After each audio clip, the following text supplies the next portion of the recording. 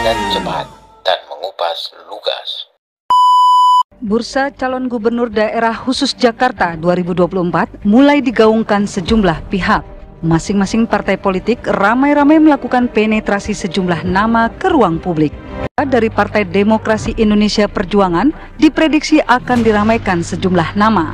Di antaranya Menteri Keuangan era Jokowi Sri Mulyani, Menteri Sosial Tri Risma Harini, Menteri PUPR Basuki Hadi Mulyo, hingga mantan Panglima TNI Andika Perkasa. Dari Partai Golkar, nama Ridwan Kamil terus digadang-gadang akan maju sebagai baca pres Jakarta. Sedangkan dari Partai Gerindra, nama Rahayu Saraswati dan Riza Patria mencuat menjadi Bacagub 2024. Sementara itu, selain diprediksi akan kembali mengusung Anies Baswedan bersama Nasdem, Partai Keadilan Sejahtera PKS digadang-gadang juga akan menghantarkan salah satu kadernya masuk dalam bursa calon gubernur DKJ. Lantas akankah demi calon gubernurnya dapat diusung, para petinggi partai politik siap berkoalisi?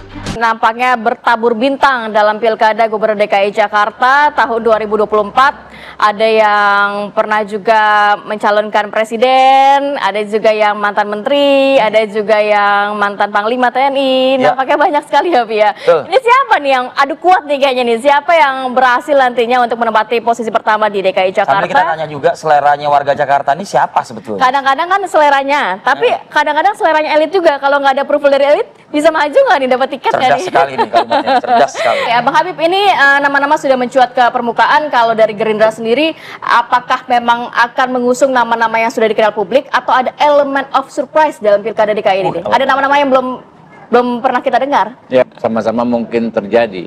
Tapi pertama yang perlu digarisbawahi, Partai Gerindra di Jakarta itu tidak cukup untuk mencalonkan sendiri. Harus koalisi ya? Harus koalisi dengan partai lain. Karena itu keputusan kami pastilah tergantung dengan apa yang akan diputus oleh partai-partai lain. Tidak bisa sekonyong-konyong kami tentukan calon gubernur siapa, calon wakil gubernur siapa. Kami harus membangun komunikasi terutama dengan teman-teman yang kemarin ikut memenangkan Pak Prabowo. Sudah ada komunikasi? Koalisi 02 masih ini, Pak? Iya, itu kan kadang-kadang ada yang sudah dapat misalnya surat tugas, tapi kan belum berlaku kalau belum lengkap, belum memenuhi kuota gitu. Jadi kita lihat, kami kader tentu nggak kurang, Partai Gerindra ya, banyaklah yang anak Jakarta ya, istilahnya. Jakarta dia. Kalau saya kebetulan saya sudah katakan kita berjuang di DPR setengah mati, Pak. Kita sudah dapat DPR di tangan, jangan dilepas. Sebenarnya belum jelas gitu loh. Ya. Ditawarin nggak mau, Bang Habib gimana sih Bang?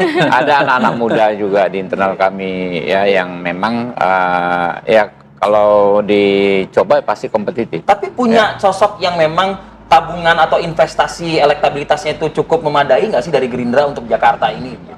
Ya pasti, Gerindra.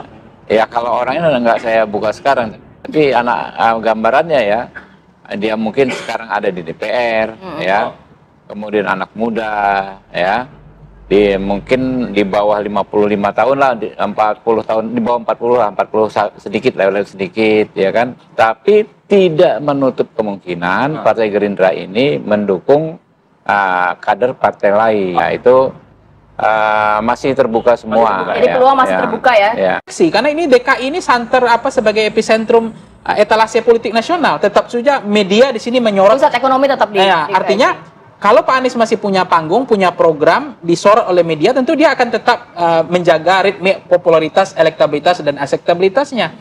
Tapi kemudian ada juga apa yang disampaikan Nasdem misalnya, tetap Anies nomor 1. Tapi kalau Anies enggak, ada sudah disiapkan yang lain. Di Pacemo